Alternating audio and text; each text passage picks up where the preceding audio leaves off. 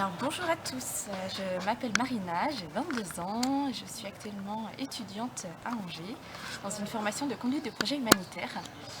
Alors je viens à vous car en ce moment nous sommes avec 8 autres étudiants au Rwanda pour une mission humanitaire de 3 semaines.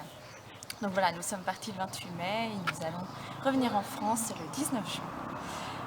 Cette mission, l'a préparée toute l'année depuis septembre 2015.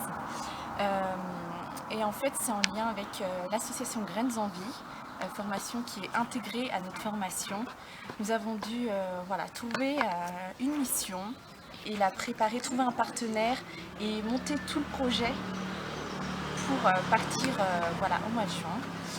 Et avec cette association, nous avons aussi dû trouver des financements, des fonds pour partir ici et dans d'autres pays, puisqu'il y a différents projets d'organiser dans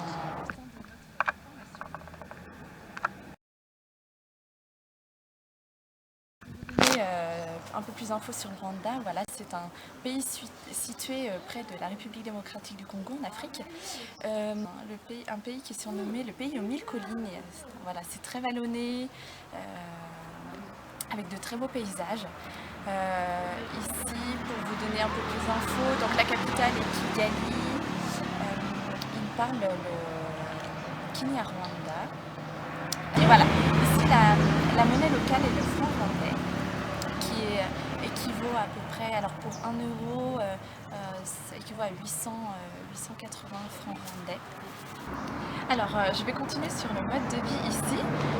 Au Rwanda, il y a une différence de conditions de vie en ville et en campagne. Par exemple, nous logeons à Kigali, dans la capitale, dans la maison du président de l'association partenaire. Et donc là, nous avons un confort ordinaire comme en France. Cependant, à la campagne, dans le village où nous allons construire la porcherie, il faut aller chercher l'eau avec des bidons un peu plus loin, en bas de la colline. L'électricité, c'est pareil, il n'y en a pas forcément dans les habitations. Donc là, on peut vous montrer cette différence culturelle au sein du pays. Sinon, quelque chose que nous avons remarqué, notamment à Kigali, c'est la propreté. En effet, c'est un pays qui insiste beaucoup sur le développement durable, l'écologie. Et donc, il y a des poubelles placées assez partout dans la ville, et ce qui permet d'avoir une ville très propre. Il n'y a aucun déchet qui traîne et qui est très régulièrement nettoyé. Donc c'est aussi une différence qu'on peut voir en France, qui parfois, même ayant des programmes au niveau de l'écologie, tout n'est pas toujours respecté. Ici, en tout cas, c'est quelque chose d'assez important. Je suis Marie et je suis responsable terrain de la mission Rwanda. La mission consiste à construire une porcherie dans un village rwandais, tout simplement pour permettre aux femmes d'être indépendantes financièrement et d'être actrices en fait dans le développement de leur pays.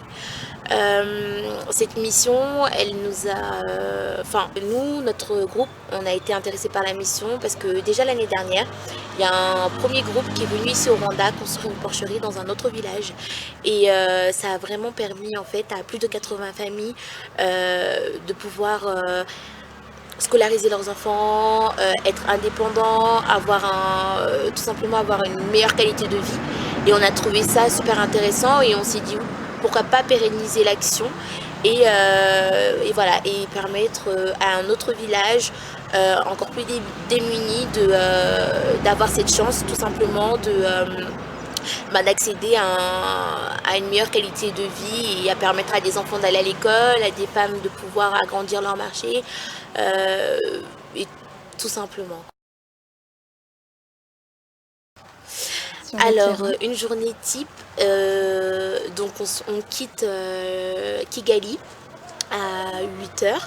On arrive au village aux alentours de 9h30. Et là, on voit à peu près en groupe ce qui reste à faire de la journée. Donc, par exemple, mettre des poutres pour aller chercher des pierres pour la fondation, planter des poutres pour bâtir la porcherie, mettre des planches sur le pour le contour, enfin par rapport à l'habitacle pour les cochons. Et tout ça c'est en une journée. Il faut savoir que ici le Rwanda c'est le pays des 1000 collines, donc on monte, on descend et c'est tout simplement une belle expérience. Et donc tous les jours on a un paysage juste magnifique, on travaille avec les habitants du village. Et en fait, c'est ça ce qui était important pour nous, c'est qu'on n'est pas là pour faire à la place de la population, mais on est là pour faire avec et pour la population.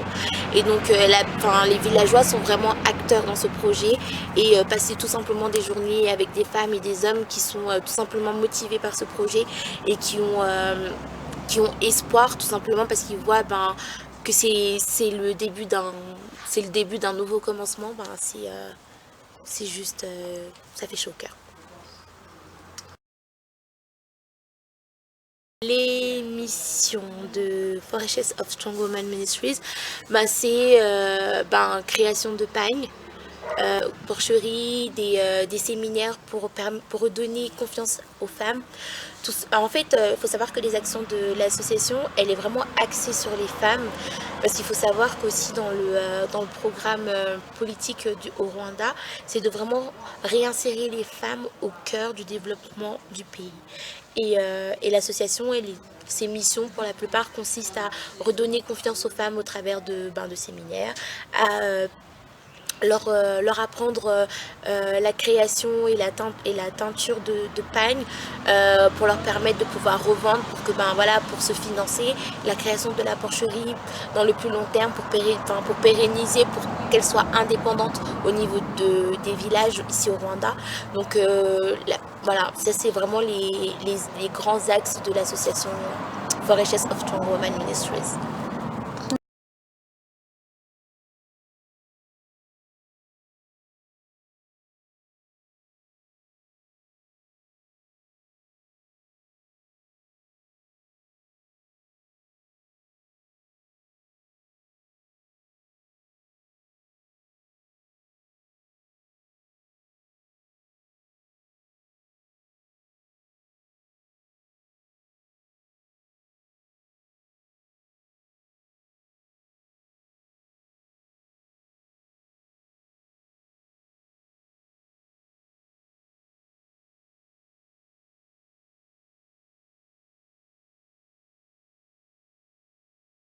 Voilà, nous avons réussi à partir au Rwanda. Cependant, notre budget n'est toujours pas bouclé. En effet, au début de l'année, au début de chaque année, de l'argent est avancé pour permettre de financer nos dépenses. Mais à la fin de l'année, nous devons rembourser cette avance pour permettre aux étudiants de l'année suivante de pouvoir aussi avancer leurs dépenses à eux. C'est pour ça qu'on a toujours besoin d'argent aujourd'hui, malgré le fait qu'on soit déjà en mission. Alors, comme vous, j'ai participé aussi à des cours solidaires pour aider des associations. Et maintenant, nous comptons sur vous, sur votre soutien, pour faire le maximum de tours afin de nous aider aussi. Donc, je vous souhaite un bon courage pour le 14 et on compte sur vous. Merci.